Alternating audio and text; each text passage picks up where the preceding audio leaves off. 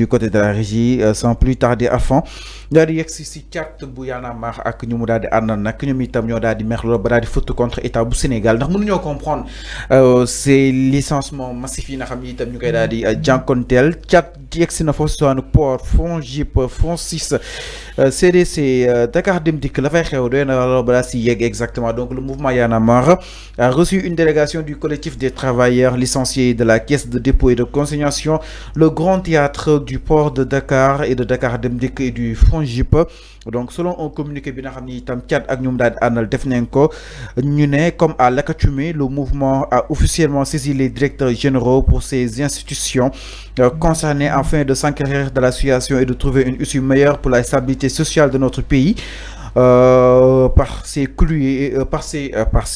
cruels, Y'en a marre réaffirme sa volonté de contribuer à un dialogue franc et responsable dans le respect des droits et des institutions. Arfan ñu ne hérité nañ nag combat ñi nga xam ne itam ñoom leen daal dàqoon diggante ak CDC port ak ñu mu daal di àndal ñoom nag saisir nañ li nga xam ne que moo di ces directeurs généraux exemple bu port Waly Diouf Bodian bu CDC Fadilou Keita entre autres ndaxte explication yi nga xam ne itam ñoom joxe nañ ko Arfan convaincre leen dama daal di jàpp ni c'est des licenciements massifs te itam loolu jaaduwul bëgg neen am explication beaucoup plus claire comme ñoom nek di joxe concrètement avant naka na ko daal di jàngatee Y'en a marre encore une fois quoi qu'on puisse dire et quoi qu'on puisse le reprocher ils sont dans le logique justement nekkal fi li nga xam nekk moo di askan wi et que Guy Marius Sagna ne dira pas le contraire concrètement avant xamoo aussi nekkal fi askan wi ak nekkal fi sa poste du benn dama joxe exemple nekkal fi askan wi ak nekkal fi sa poste du benn ngeen bàyyi ci xel bu baax a baax dafa am li ma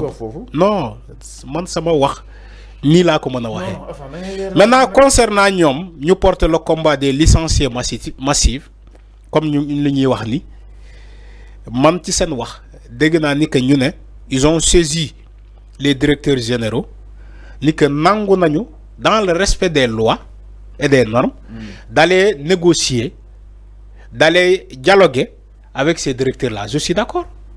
Parce que le Sénégal, c'est un pays de dialogue. Si Y'en a marre pour jouer le rôle de médiation entre les licenciés et les institutions, je suis d'accord. Mais expliquez-vous, mais attention, d'abord, Fallou, sama antam kaddu, sama njëlbeen kaddu, dama ne nekkal fi askan wi ak nekkal fi sa poste du benn. ñoom askan wi leen fi nekkal. D'accord, man j'attends les résultats pour voir. askan wi leen fi nekkal ñoom. En tout cas, ils ont intérêt.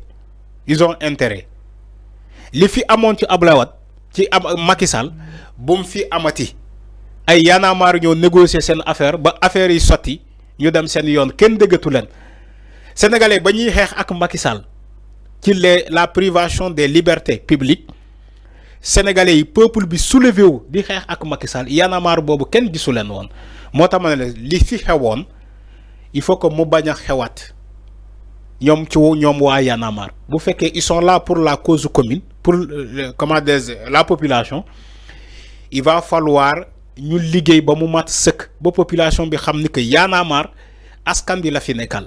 mais maintenant bu fekkee Y'en a marre dama ne s'il te plaît relance jàppoon tamit ñi ngi si logique bi parce que loi d'amnistie bi li si doon wax non logique constitutionnel jox na leen li nga xam ne que moo di raison xam nga boo ne aussi jàpp nañ que ni dàq yi dafa bëri c'est des licenciements massifs non conseil constitutionnel seen ay responsabilité si wàllu woowu noonu entre autres non bu ñu ñëwaat si conseil constitutionnel déedéet Fallou loolu c'est incohérent conseil musul ne licenciement bi dafa bëri. non j'ai pas dit. voilà moo tax ma ne seen premier combat bi ñu taxoon mooy. si loi d'amnistie bi. c'est loi d'amnistie bi moo nekkoon seen premier combat. yow da nga aborder ñaari sujets yu bokkul moo tax ma rectifier la foofu. non en fait déglu ma wax la non déglu ma wax la avant question bi Y'en a marre dina ñëwaat ak beneen ñëwaat. c'est-à-dire Thiat ñëw na jël li nga xam ne que moo di les rênes jël na ko si Aliou Sané. seen premier combat moo nekkoon loi d'amnistie foofu saanu ko conseil constitutionnel alors gis nañ li nga xam ne itam wax nañ ko si ak aussi li conseil constitutionnel indi ñoom jàpp nañ que ni seen ay bëgg-bëgg moom la conseil constitutionnel daal di confirmer fa maanaam foofu ñoom am nañ fa ndam après combat boobu noonu avant benn combat mooy licenciement yi nga xam ne itam ñu koy seetlu si CDC port entre autres moo waral nag ñoom ñoo dañuy porter la voix justement de ces licenciés daal di leen li nga xam ne que moo di Guy Marius Sagna aussi yàgg na nekk si mbir bi di ko xeex concrètement si jamono yi ki nga xam ne moo di Macky Sall donc la question mooy est-ce que jàppoon ni Y'en a marre ba léegi mi ngi si logique am parce que lii muy def ñi gisuñu si benn intérêt jëm si poche am. moo tax ma ne la ils ont intérêt parce que bu fekkee logique bi ngay wax comme yow tu insistes sur le mot logique da nga bëgg ma fekk la ci logique est-ce que Y'en a marre dafa nekk ci logique comme ou pas l'avenir nous en dira plus l'avenir moi je prends l'avenir en témoin parce que gis nañu fi Macky Sall ci régime Macky Sall Y'en a marre daf ba affaire yi xaw a métti xam nga ndax dañ leen jox ñu tëj seen jéemeen dem seen yoon ñii dem États-Unis ñii dem feneen moo tax ma ne la l'avenir nous en dira plus man j'aimerais que Y'en a marre lu muy woote mu doon ko mu doon lu dëggu ci moom j'aimerais que ça se passe ainsi li ñuy woote ni que dañuy jouer le rôle de médiation entre la population et les institutions mu doon lu dëggu la ci ñoom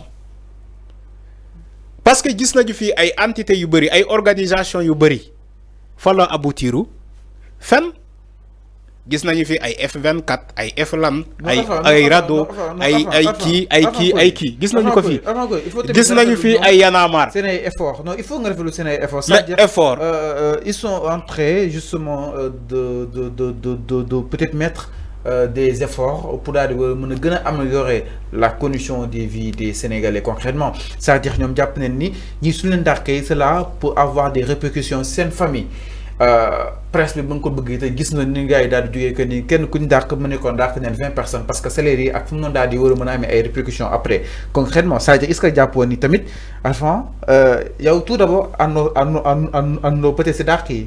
non ànduma ci. àndoo si dama ne. donc pourquoi pas nga fekk si Y'en a marre si xeex bi avant. déedéet fekkuma Y'en a marre ci xeex dama ne. Fallou il faut écouter il faut pas manipuler un peu dama ne. bu fekkee Y'en a marre lu muy woote lu dëggu la ci moom. non mënoo jël non tu peux pas être l'avocat de Y'en a marre toi aussi. Fallou ñun on en a tout vécu on en a tout vu on a vécu pour voir on a vécu pour comprendre. mais pourquoi pas mënoo leen jox benn. Fallou benn bonne foi bi. Fallou enfin il faut être optimiste quand même. Y'en a marre keroog bu ñu koy créer fii la ñuy fekk ci réew mi lu ñu doon xeex ci Abdoulaye Wade fii la ñuy fekk ci réew mi. moo tax ma ne la tu peux pas être l'avocat de Y'en a marre man li ma wax c'est très simple waxuma ndax Y'en a marre lu muy def ni waru ko def waxuma loolu de ndax Y'en a marre dina échouer wala ou pas waxuma loolu dama ne. man l'avenir nous en dira plus xam nga lan laa doon xaar ci Y'en a marre lu muy wootee jamono bii nii mu continuer ci loolu. mais loolu weesu na. déedéet Fallou on s'écoute dama ne. lu muy woote ci jamono bii nii. di jouer un rôle de médiation. di nekkal fii askan wi. mu continuer ci loolu. donc pour le moment RAS tàcc. moo tax du ma teel a tàccu man bokkuma ci sénégalais yi teel a tàccu. mais kon yaa ngi rafetlu seen combat instant bi ak seen ay démarches. tant que ñu ngi ci rôle de médiation. waaw yaa ngi koy rafetlu c'est bon. parce que ñoom ñoo ne dañuy dem waxtaan yi. dañu nekk ci mbedd mi di taal ay pneu. c'est là où je suis d'accord avec eux. waaw peut-être mooy premier étape. voilà c'est ce que j'ai dit dama ne. nit dafay xalaat da ngay jël beneen stratégie.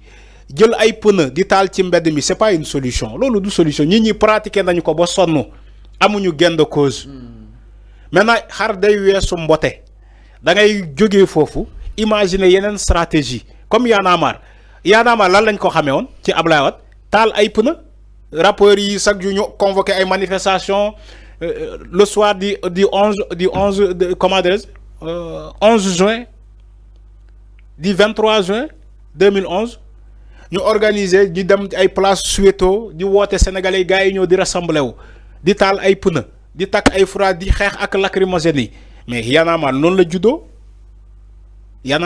juddoo mbedd mi la rue ay pneu ñoom sax woy nañu ko pneu almet essence casse am na rapport yi ko woy mais loolu Y'en a marre loolu la juddoo moo tax il va falloir ñu romb imaginer yeneen stratégie parce que c'est des intellectuels quand même ñu mel ni ay Thiat c'est des intellectuels ñu mel ni Simon Kouka c'est des intellectuels.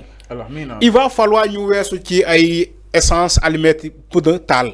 alors c'est clair. il faut que ñu imaginer ay waxtaan privilégier ay waxtaan parce que c'est des intellectuels dem rencontrer ces directeurs là privilégier le dialogue comme ils ont dit dans leur communiqué. Ils vont dialoguer, ils vont aller rencontrer ces directeurs-là, dialoguer avec ñoom, waxtaan ak ñoom ba trouver des solutions. Vu que voilà rafetlu nga rek. Voilà. Vu que tu es optimiste rek. J'ai toujours été mais nag da ngay bàyyi seen poche yi nga énuméré mais jël poche yi teg ko ne le ta nga jox leen li nga xam ne que moo di une bonne fois. non ñoom seen poche bu feesee rek kenn dootu leen déggati. foofu laay waxee. non bàyyi non seen poche bu feesee rek. non da ngay bàyyi foofu laay ragal nag moo tax ma teel a artu. non moo tax ma teel a artu. yaa ngi dégg. mi noonu par rapport ak li nga xam ne damay teel a artu rek. ba seen poche fees rek ñu aw jël seen yoon dem seen. non jéem ko continuer. waaw baax na. espérons alors mi noonu par rapport ak li nga xam ne que moo di wàllu wi jëm si la sortie. baax na kon Y'en a marre Thiat et compagnie par rapport à ces gens qui ont été licenciés. Autre chose dans l'actualité.